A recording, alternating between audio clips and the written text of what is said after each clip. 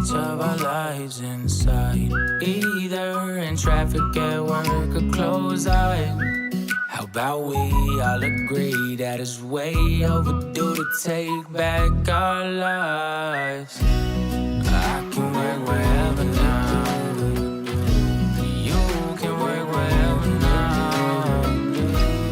Take your guard and let it down, 'cause you can work wherever now.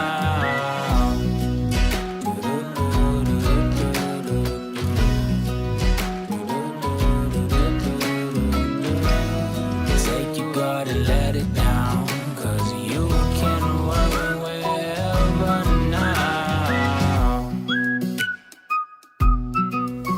What's up, guys? Welcome into the Work Wherever podcast. I'm your host, Roy Edwards, and this is a podcast where we talk about AI, artificial intelligence, automation, technology trends, all that good stuff so you can work wherever and live every day like it is Saturday. And I got Sydney here today, which means it's going to be a good episode. Hi, Sydney. How are you? Hi. Good. How are you? I'm just doing fantastic. Just couldn't be better. It's Friday. It is Friday, which means the universe was just trying to attack me, and they just wanted me to my internet went out. Couldn't find my headphones for this episode. You should end the day early. That's what it is. Is that what it is? Weekend. It's just like, why did we not do a 4-day work week this week? Is that what this is? You're probably right. That's exactly what it's saying. That's probably exactly what this is. It's also going to be a good episode, not only because we have Sydney here, which always means that it's going to be a good episode, but we have a special guest today. And when you talk about digital marketing, so I get hit up a lot. We build a lot of applications, and people message me all the time, which I just got another DM this morning, actually. People looking for digital marketers, right? Which has become like one of these industries which Alex will go into this, and it's Alex Vonderhaar who's with me. But digital marketing has become one of these things where anyone who has a social media account thinks that they can be a digital marketer. But there is such a science, and Alex is a literal scientist. But there is such a science behind digital marketing, which we're going to get into today, that is going to really put the industry on test, I think, over the next 5 years. And so here to talk about the future of modern marketing is the neuroscientist himself, Mr. Boy Genius, Alex Vonderhaar of Hidden Falls Media. How you doing, Alex? Good, man. Thanks for having me. When you set the tone with music like that, it's got a very Banana Pancakes vibe to it. You know that song by Jack Johnson. Jack Johnson, that's it. Yeah, it's got like that very Banana Pancakes vibe to it. You're speaking Sydney's language now. All right. Sydney created the intro. This is her brainchild. I did not. You didn't record it, but I sent examples along. Yeah, she said I prefer reggae. Roy wants an upbeat, hard rap, but we're going to totally scrap that. And we're not going to have anything to do with that. And we're going to be chill vibe, which I like it. I do. It's fantastic. So I appreciate the shout out. Not as much as Sydney appreciates it, but I do as well. So Alex, I laid it out there in kind of your little bit of an intro, but neuromarketing is what you guys do. Yep. And so neuro is a scary thing for people. Whenever you hear neuroscience, people are immediately like, what does that mean? So I'll just ask, what is neuromarketing? Yeah, so breaking that down really simply, back in about 2008, when fMRI machines became really popular and the technology evolved, medicine got to this new spot to where we could put people inside of fMRI machines and let them view websites, let them view advertisements, while they're hooked up to other things like heart monitors, O2 readers, and we can start to gauge physiological responses based off of what they were viewing and seeing. And the majority of the reason why marketers came to this and said, hey, we have to get better in these regards is that when it's analyzed and studied, 95% of customers' decisions are unconscious. So even with self-reporting as to, hey, what made you make one decision or another when you're buying a product or a service, a lot of it was rationalized after the decision had already been made. And cognitive psychologists were starting to get really baffled around like, hey, there's got to be underlying things that are happening with this. Pathways get lit up. We're seeking certain neurochemistry to feed back into our loop around our buying decisions. And that's really where a lot of this stemmed from. But for decades and decades and decades, since really the Mad Men era of marketing, we understood that it was very psychology based. And when there's psychology involved in utilizing behavior and brain chemistry, that just naturally leads itself more into the neuroscience field. And that's really where the two kind of get separated. Psychologists and even like cognitive psychologists that focus on helping patient to patient, they understand that neurochemistry plays a role, but they're not really focused in that. And as neuromarketers, we're really focused on what's the research that's out there? How can we apply that for the business owners that are out there that are looking to create that emotional connection between their consumer and their business or their product faster? It's not about manipulation. It's not about the negative side of psychology. It truly is about making that connection happen faster, so that way your client or your prospect can find the answer and the solution to whatever pain or whatever problem they're facing a lot faster. And so how deep does this go? So Sydney is a 20s, in her 20s female, and I'm an old man. So I assume the way that we think, is it gender related? Is it age related? Like how deep does this, like how deep does this go? Is this each individual person kind of has their own trends, or how does that work? It can be, but generally when we're looking at businesses, it's very rare that you're selling one product to one person and only that person. Right. But across the board, when we look at generalities and people being put inside of these tests or inside of fMRI machines and being run through studies, we notice that there's really not a big gap between gender or even between your typical demographic bases. The copy may have to change, the way that the offer is structured or presented may have to look different, but overall we're all seeking the same thing, to move away from pain and into pleasure as fast as possible. And that's really where that foundation starts and how it builds and grows. You hear that, Sydney? We're not that different. We're the same. She tries to tell me that we're different all the time. She tries to call me old. Whatever you want. Yeah. See that? Proof. Science says so. So you talked a little bit there where you're talking about getting from pain to pleasure. Yeah. So break that down in terms of the pain versus pleasure, and I know that you do a lot with the 6 human needs. So kind of break that down for me. Yeah. So at any point in time, whether we think we're in true pain or it's perceived pain, we're always going to try to find a solution out of this. Whether for work, if we're talking like business to business, hey, I'm dealing with a certain problem in my business and there's another business out there that solves that, we are going to try to find the solution that we think is going to move us towards that solution. But the way that we do that, the way we approach that, and the way we try to find these things in the marketplace is very much varied and kind of it floats between lenses is really a good way to look at that. Like the lens that I may look at how to solve this problem through or find that potential business that I'm going to invest in with my dollars in order to move away from that pain point, the way that I approach me may be totally different than Roy, how you approach to somebody else, or how Sydney approaches to somebody else. So we have the 6 human needs that kind of guide us through those different lenses. There's certainty, the idea that when I make this decision, I want 100% certainty that I'm going to get X, Y, and Z out of it. It's very logical brained or left brain side for most people. And it's not really using a lot of emotional storytelling around certainty, but great marketers know how to use storytelling to pull in certainty into that. Then we have the other side of that coin, which is uncertainty. This is I'm always after the new and next best thing, and I want to try to find it. And I love pulling that dopamine switch inside of the brain to find the new gamble that's going to work for my business. Then we have contribution. So the idea that I want to find a business that's contributing back to a cause, to a specific group.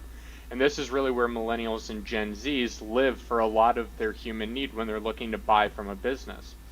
We have growth, the idea that I want to be growing as a human being. This product or this service is going to help me grow. We have love and belonging, the idea that I want to feel part of a tribe and that having that close-knit tribe to me is really, really important. That may not matter for somebody that's very, like an accountant. That may not matter for them nearly as much as that might matter for somebody that deals with brand influencers or deals with wanting to build a fitness community. They just don't have that same connection. So we have certainty, uncertainty, We have growth, contribution, love and belonging, and then we have significance. So the idea that I want to feel like I'm the winner. I want to feel top chimp. I want to feel alpha. And that drives a lot of people.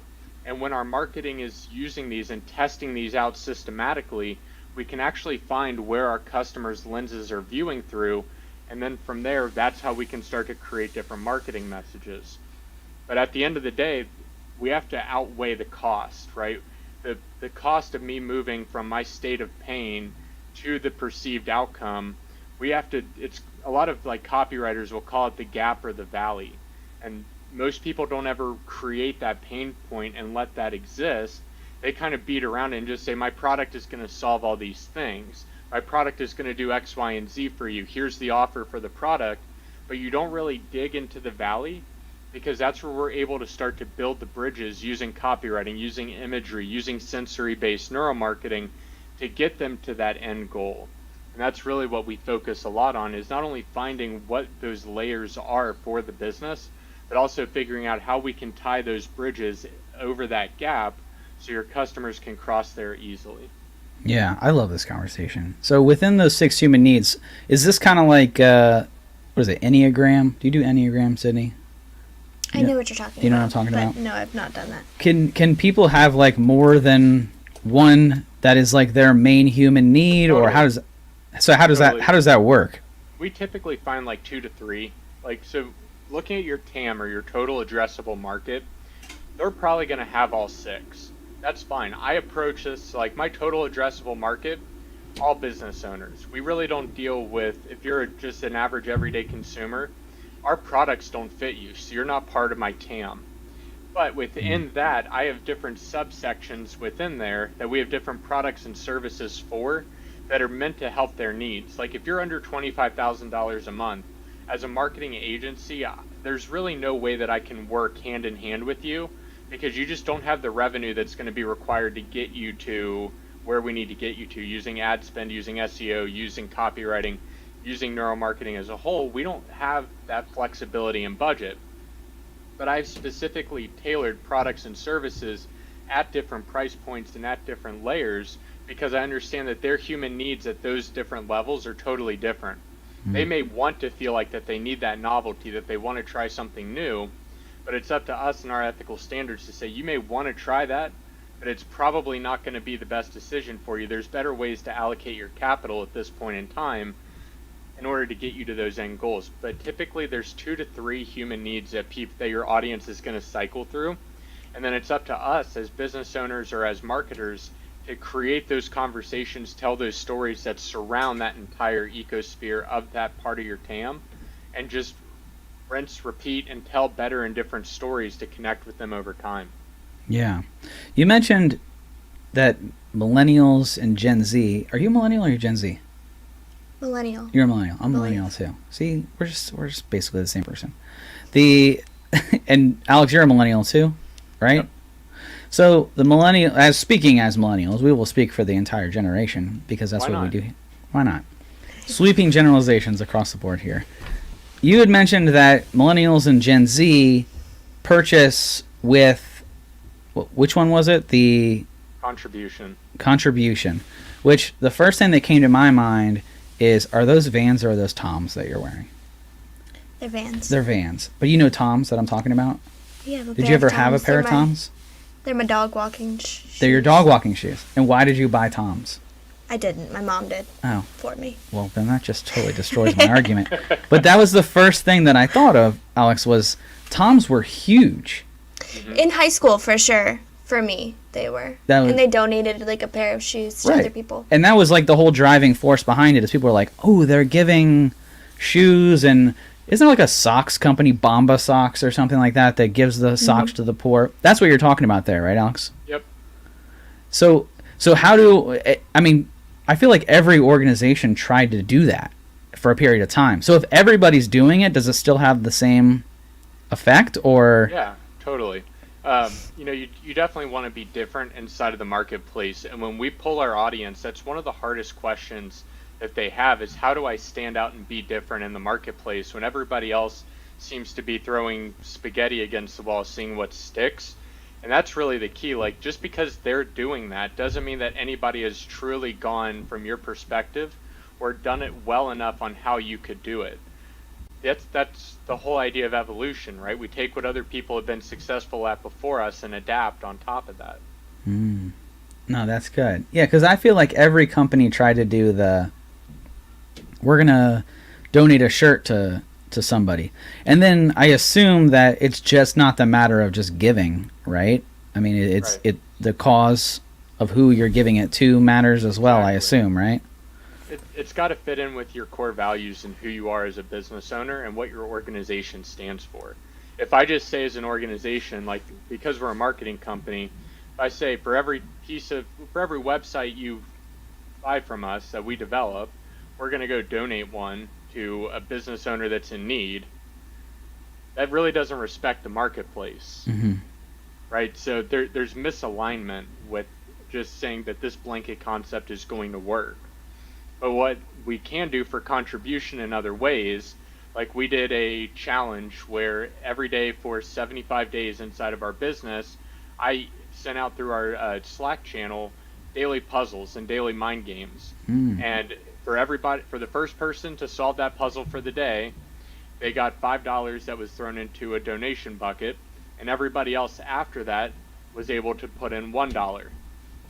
And then at the end of that, the person who had accumulated the most amount of money as their overall total score was able to pick the charity that we donated that money to. So there's other ways to contribute into that idea without it necessarily having to be this big grandiose idea that you have to go out and be a Tom's or be a Bombas Socks.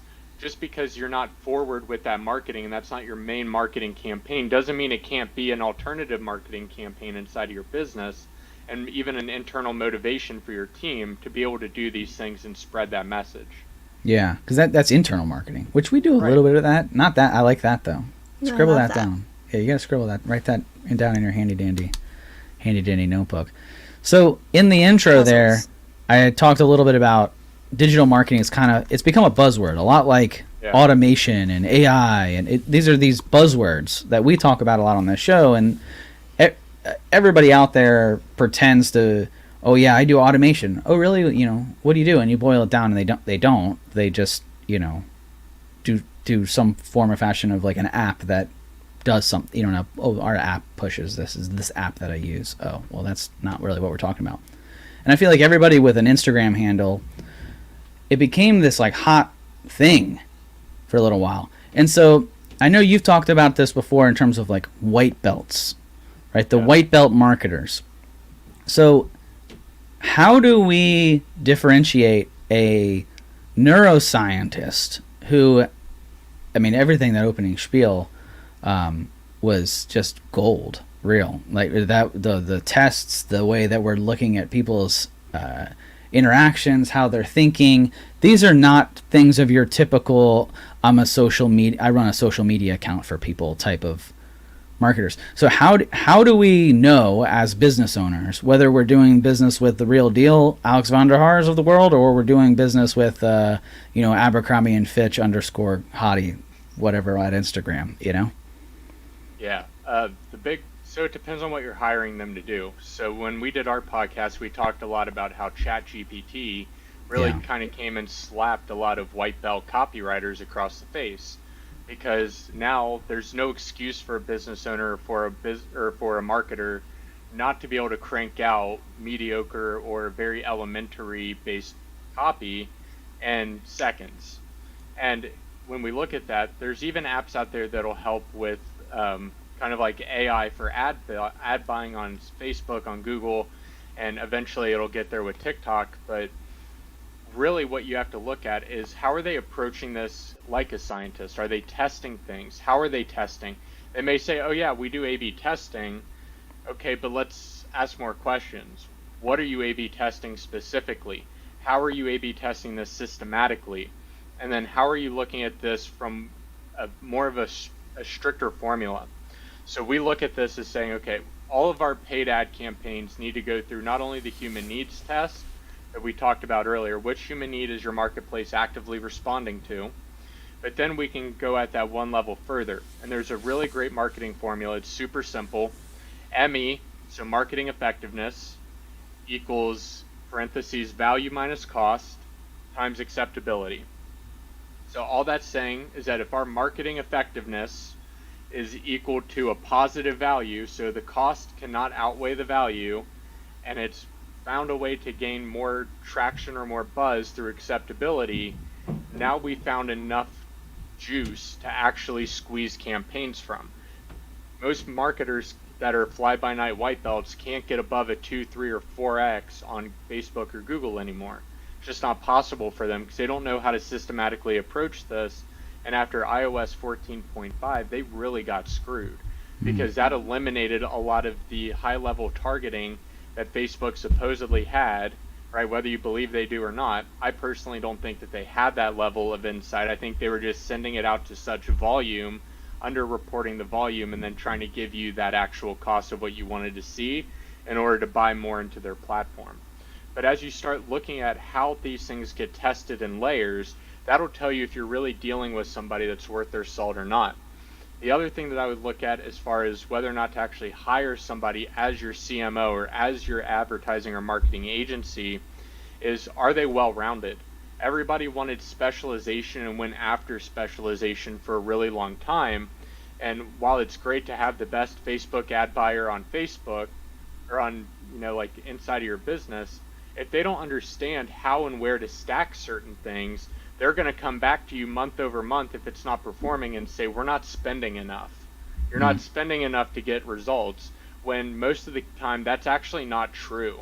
If you take a kind of phase-based approach to ad buying and say, okay, phase 1, we're going to do super low level testing, like $5 a day per ad set, and we're going to test things out in different marketplaces where we think your audience is with a super strong ad that we've created a few different variations of. We're going to look for market signals that come back to us and say, okay, here's some pockets that might work. We're going to see if they work for a few weeks. If they do, then we can start to scale those individual campaigns and then start doing creative testing inside of those different audience segments. But if that's like even getting above white belt, like now we're starting to get into like a little bit of blue and purple with your media buying.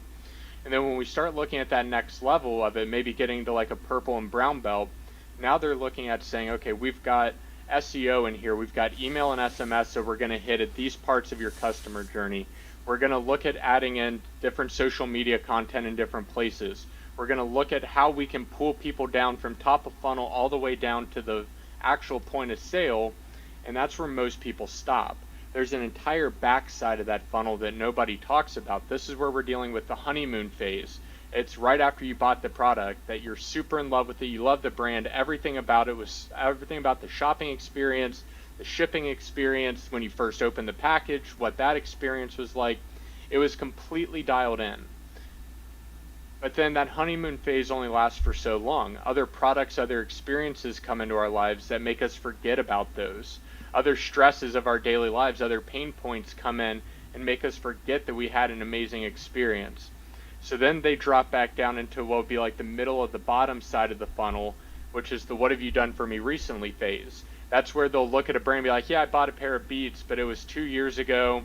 They're kind of worn out now, and I really don't wear them as much. You're in the what have you done for me recently phase. I'm kind of passive, and I'm actually willing to consider other brands and other businesses to buy from, as opposed to just going back and buying another pair of Beats. And on the bottom side of that, which is every marketer's fear zone, is what we actually call the death zone, which means they're never coming back to you. You have to essentially rework them all the way back up to the top of the funnel, and now it's the same customer acquisition cost. It just got spread out over a longer time, and now we're paying twice to acquire that one customer again, which is a business's nightmare. I can't imagine spending double the customer acquisition cost for the customer that we already acquired once. They had a great experience with us, but they never actually stayed around with us for a long time. It's horrible. Nobody wants to do that, especially from a business owner. You're like, holy crap, that could double my marketing costs over a 2 to 5 year window if they're falling out of pocket so fast. And a real, true, good marketer that's worth their salt is having these conversations with the business owner during a face-to-face call, or when you're interviewing them to become part of your business, these are the types of questions. Like, what happens if we get somebody all the way down, they love the product, they're sitting with us for a little bit, but then they just completely fall off the face of the earth for us? How are we getting those customers to come back? What are we doing to re-engage those and revitalize that list? Because we pay to acquire them, we don't want them just to fall straight out of our pipeline. Yeah. So you just laid a lot out there. And we'll come back to ChatGPT because that is, I know Sydney's been using that, which you posted something on Instagram the other day, was like, this is what the bot said, right? Right. And he was pretty close. Yeah. So to that point, exactly what you're saying is, how you posted it out, but how different was it from, and what did you put in the bot? I think I asked it to like write an Instagram post about automation for me. And it wrote something similar to what you would have posted probably, right? Yeah, like exactly. Like almost exactly what you're going to post. And so you see a lot of companies now that are doing that now. I think we had a conversation about that the other day, Alex. I was like, companies are either, what are they, making their marketing team smaller or just getting rid of them to try and rely on this ChatGPT, which it was good, but did you try to ask it another one? No. I wonder what would happen. I wonder if it would spit out the exact same one. You can try. I've done that a few times to where I've like said rewrite this in 2 or 3 different ways, and did it work? Yeah. It did do it? Yeah. But there's got to be a limit at some point, right? I would imagine. And like when I read that, it reads very much like bland blog posting to me. It does. Which I had somebody write a full. Are you getting on ChatGPT right now? I had somebody come to me the other day and was like, I had ChatGPT write me a whole blog post on a topic and then posted the blog post. And so, well, I guess we'll just dive into why not? We're talking about it. How much of a threat is ChatGPT to digital marketing, and where do you see it fitting into digital marketing as a whole? Do you think it's like a threat, or do you think it's a tool? I think it's a tool. I'm not going to lie and say we're not using it, because we are. We're using it to get us 80% of the way there. Mm-hmm. And then we're using our expertise around persuasion, influence, copywriting to really kind of elevate it, because it won't dig into pain points very well. If you ask it to write something angry or provocative, it doesn't do a very good job, right. Or it will just straight deny the request. And that's based off of its code of ethics that it has to pass through in order for that content to become self-learning inside of its own platform. So where I'm really interested with this is SEO. And I keep seeing people online say SEO is dead, SEO is never going to come back. And I'm kind of sitting here laughing, saying I think I found the easiest way to ever leverage SEO, because for the longest time, putting out blog posts was tremendously painful, took forever, and very cost inefficient. Yeah. But if I can say, here are the top 30 keywords that I want my brand to be recognized for through Google as our keywords to drive traffic, knowing it's going to take time, you have to rework your website a little bit. I think this is the easiest way to ever gain SEO traction ever. That is through writing something, writing your own blog post because the bots are pulling out the same words, or targeting the words that the bot is putting out. So tell the bot, hey, I want you to write a SEO rich blog with these keywords for our company, and I want you to continuously learn from the previous blog posts that we have in here. Wow. I didn't think of that. I was thinking, my mind went the other direction, was if everybody's asking similar things, they would get similar answers. So if I wrote a unique blog, it might rank higher. But what you're saying is we could just have the bot, hey, we want to include these target words and go get them, and we'll rank higher than the next person who's not thinking that way. Right. Wow. I didn't think of that. Have you done that? Have you tried that? Yeah, we have like 7 or 8 that we've written, but we haven't published them because we're relaunching our website in a few weeks. So when we relaunch, I've got about 4 or 5 weeks worth of blog posts that we're going to roll with and try that out. Wow. Sid, you just asked a couple questions. What were you asking over here? It wasn't actually working. Oh, it didn't work for you? It was just responding like, hey, I don't want to answer you, go away kind of a thing? It's just ...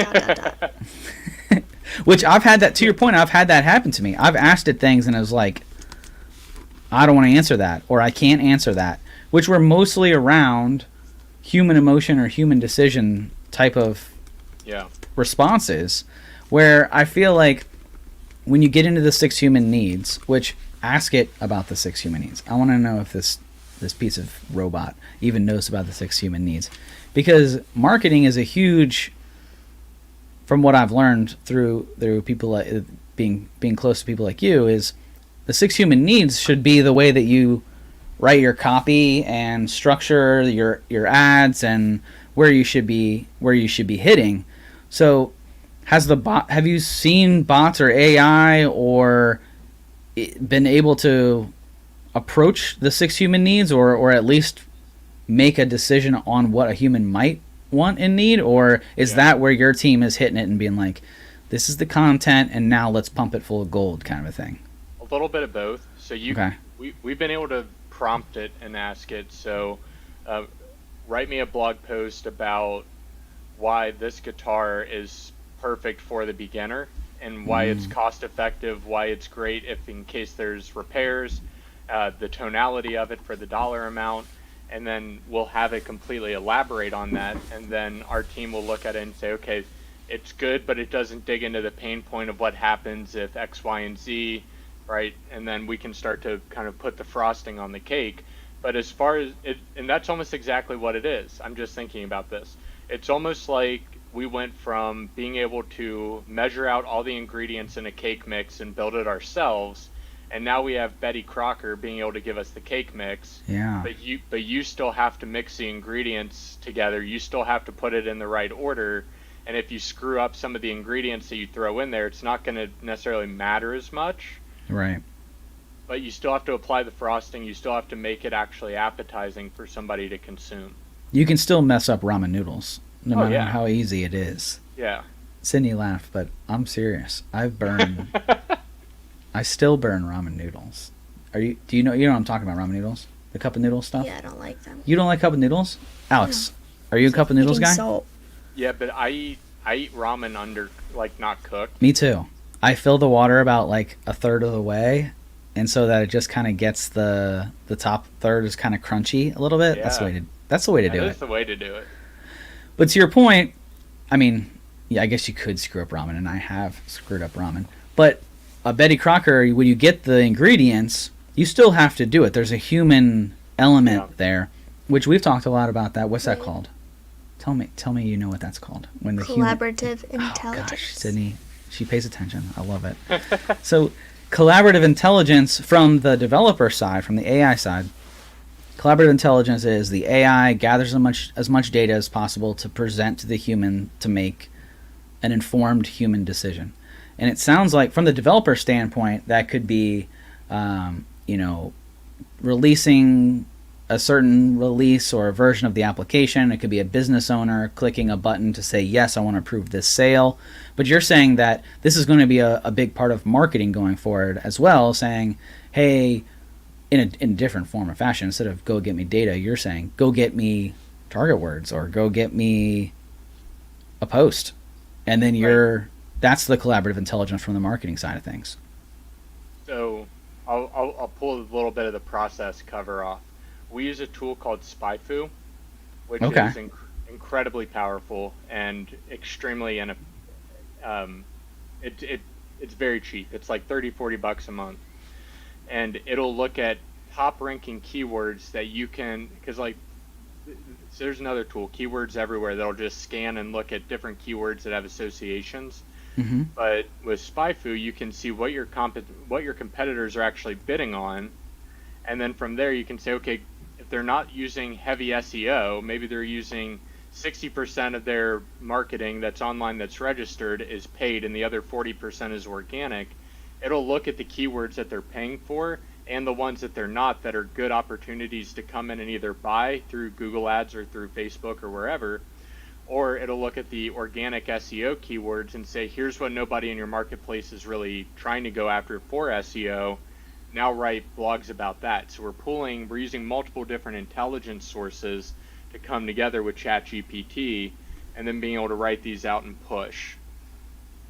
Wow. But you could do that with SEMrush or a bunch of other marketing tools like that. I've used SEMrush or SEMrush before. Yeah. But you're saying you're using those now, because we used it as kind of like our how something was ranking. Like, right. Okay, you said these 10 words, and this is how you're performing.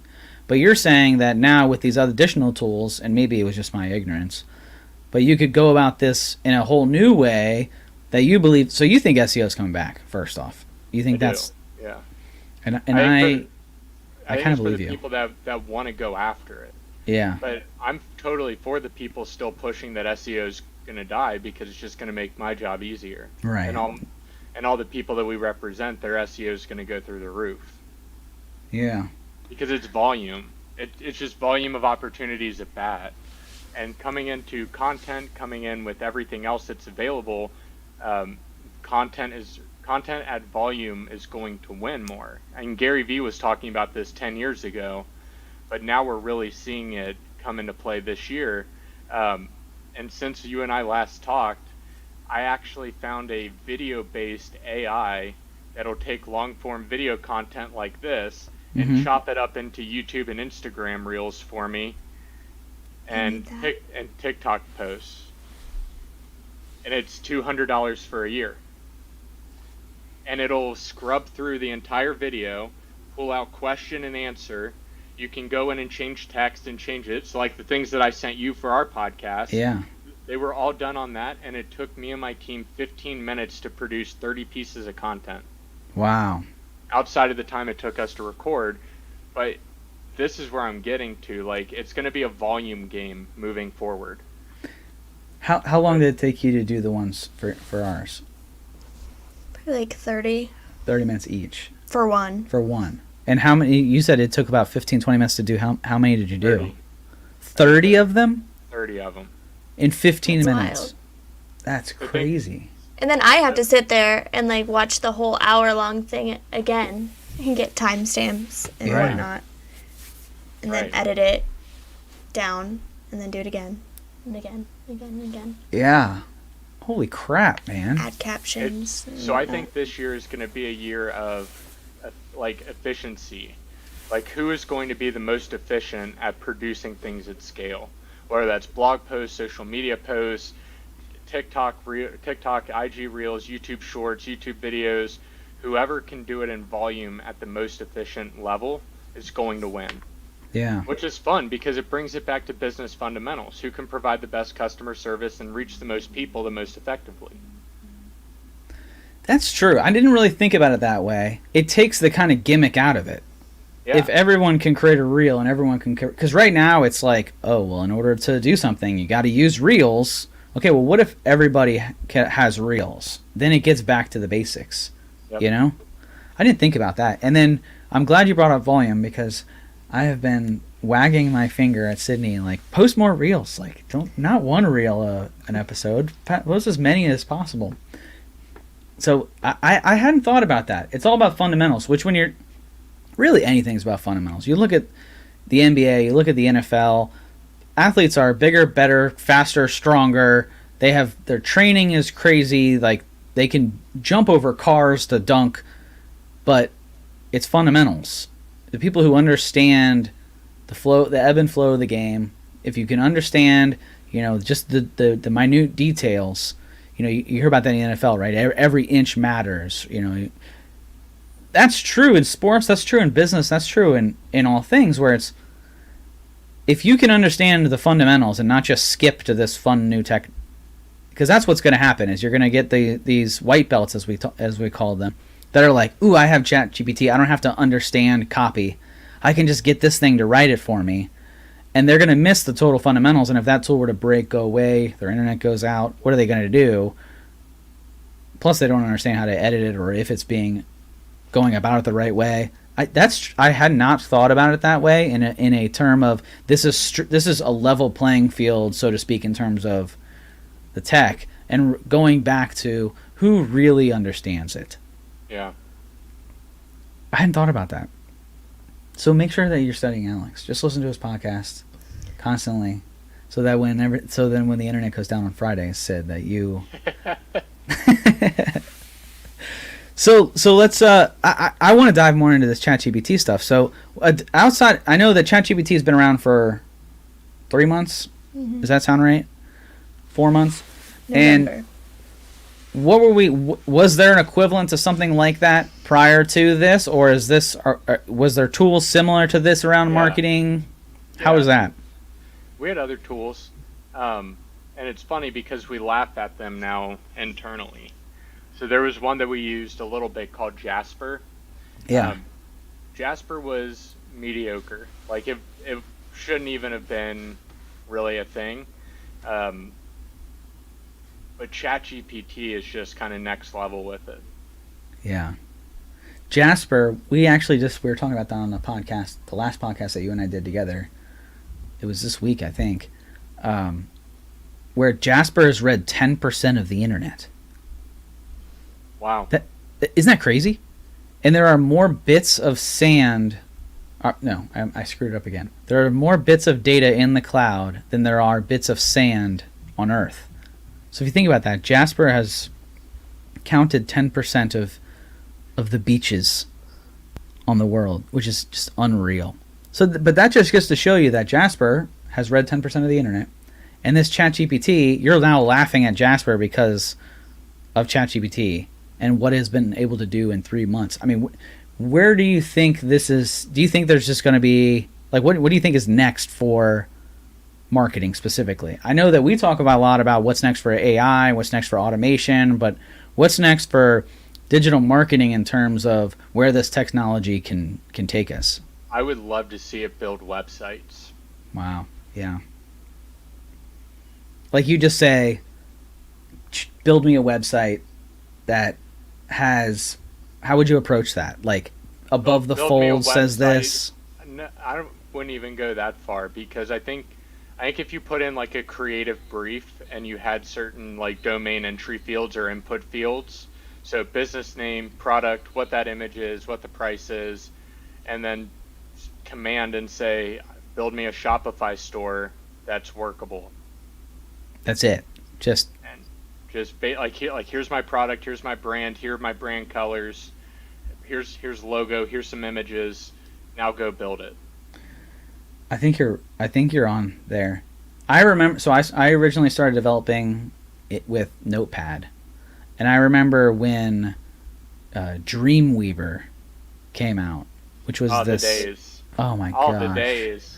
I hated it because I was like, this is going to take my job. This is like, like that scarcity mindset, which I'm sure a lot of people, which I saw your eyes kind of light up there, Sydney, when Alex was talking about how you can create 30 reels in 20 minutes, which is like, I need that. That's like 90% of your job, I feel like right now, is doing that kinds of stuff. Not to say that we wouldn't repurpose you to do other things, because Thank you.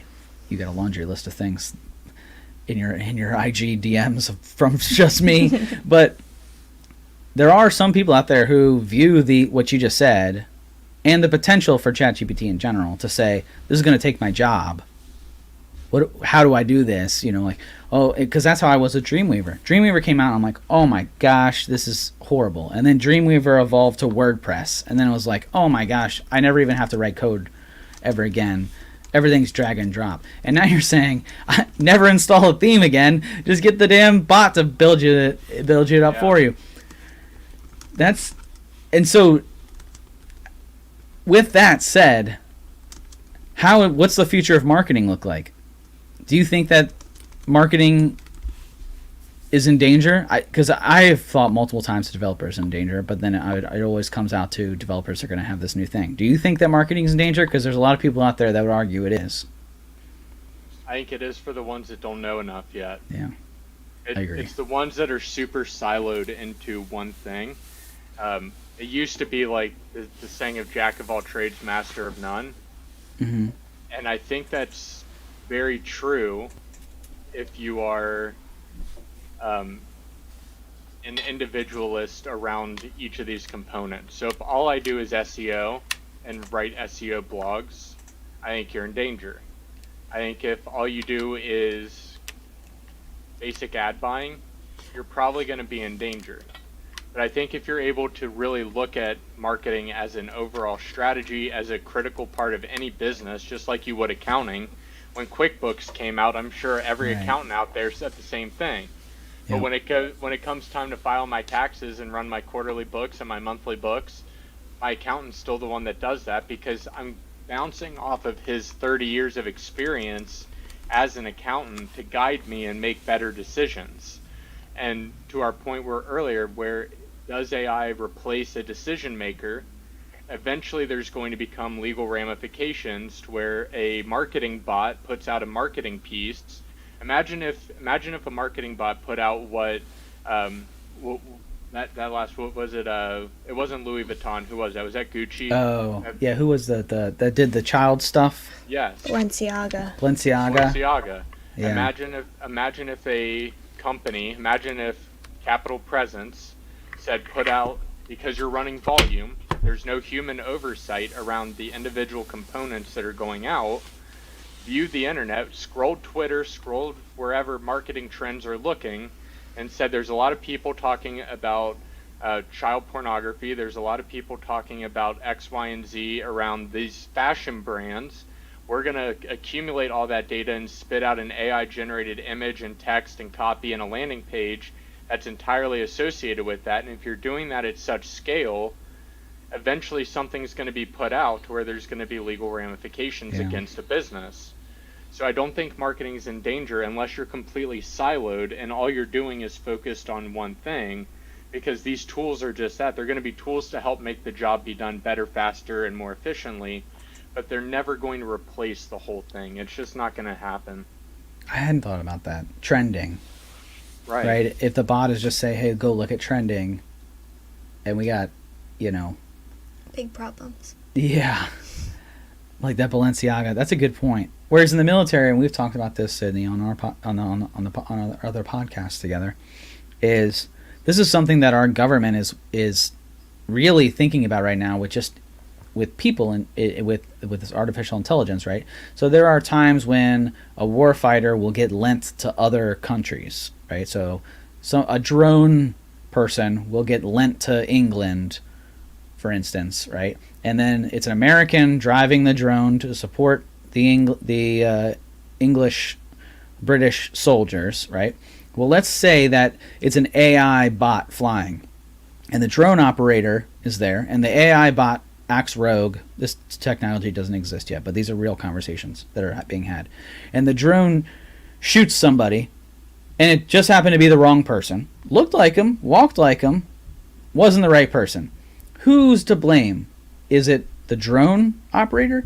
Is it England, who, it was their thing? Is it the general who gave the orders to say that the drone operator could be lent to England? Who's to blame? I think that's kind of like what you're getting at here is, who's to blame then? Is it the bot? Is it the marketing company that you hired to send the bot out? Is it, Balenciaga's trying to, didn't they try to put it on somebody else? Didn't they try to... Yeah. Mm-hmm. So, do you see, that's your problem that you're talking about there is, Right. who do you blame at that point? And so that's where you have to have somebody as a buffer. You got to have a collaborative intelligence element to it. I think that entry to middle level row is going to be completely eliminated out of digital marketing. Yeah. Like, you have to get good fast. It's almost the video game model, right? Like, you reach a certain spot in a video game and you either get good fast or you're not getting past that spot, and then you end up throwing the controller on the ground and getting pissed off. Right? Like, it's just like you have to get good. And the issue that I see with a lot of these entry level marketers is that they want to tout these massive returns for one client or fabricate data to make it look like they're a lot better than what they are. So that get good barrier has never actually happened. I spent 7 years so far battling against that barrier to get good, and I would say I'm still not there. But that's constantly driving. Like, when me and my accountant were pulling data, I spent more money on personal development or professional development through people that have beaten through those get good barriers consistently than most normal people would. So much so it got me audited in 2019. Because the IRS didn't recognize and be like, why is this dude dropping multiple tens of thousands of dollars on hiring experts to help him when his income is only so much? So they said something's off, they're probably fudging numbers. When they looked at my receipts, they were like, oh, like you actually did spend this money to go get better.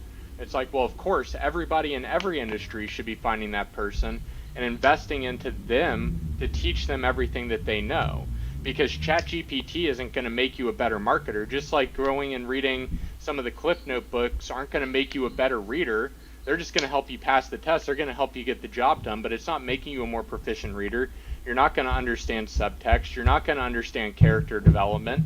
All these things are missed, which are crucial to you becoming a well-rounded reader, just like you would be if you were a well-rounded web designer, or a well-rounded SEO marketer, or a well-rounded paid media specialist. You don't have these weapons to become the murderer in your industry to rise to the top, so you're never going to get there. That middle and like entry-level row is going to get completely eliminated.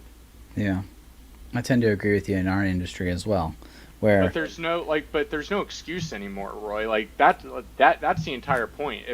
If you pull the well, I didn't know, or I didn't have access to something, right? It's all BS. Like that answer doesn't count anymore. You have to get good, and there's no excuse for you not to get good when you consider that YouTube and Google are the top 2 search platforms on the entire internet where you can learn anything.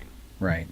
And there's free, everything is out there. Yeah, that was the thing before, where people would be like, well, how do I get the experience if I don't have the job?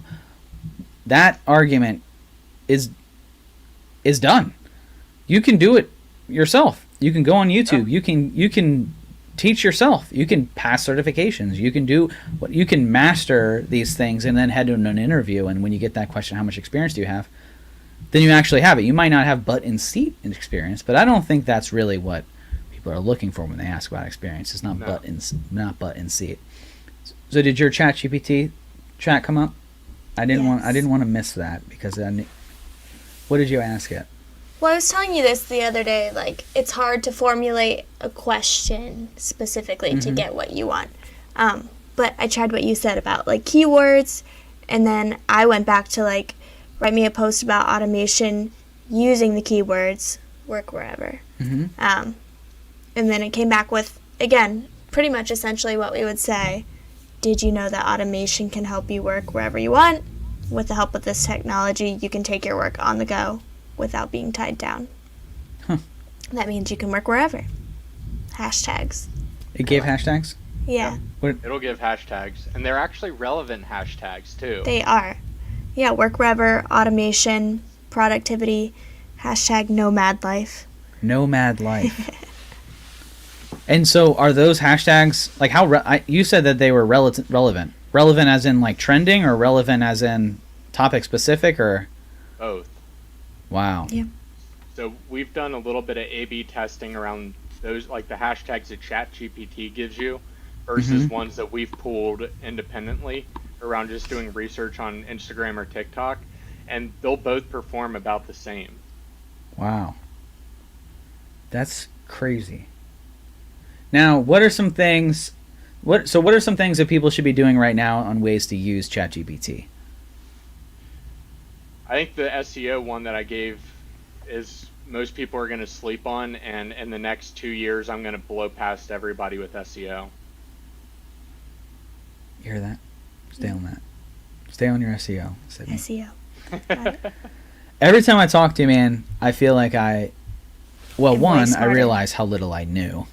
And then now I feel like I'm just a smarter human being, just having had a conversation with you, man. And I greatly appreciate your time. Sydney, do you have anything to ask? Sydney runs my marketing, so. No, it's a helpful tool for me. Somebody coming into it, like, I didn't used to do marketing. Not in that sense, at least. It was more like face-to-face, trying to sell something. But, she's the white belt that we're trying to turn into a ninja by just being in the same presence of Alex Vonderhaar. Yeah, so I had to come into it and learn really fast. Okay, I had no clue how to edit videos or any of that.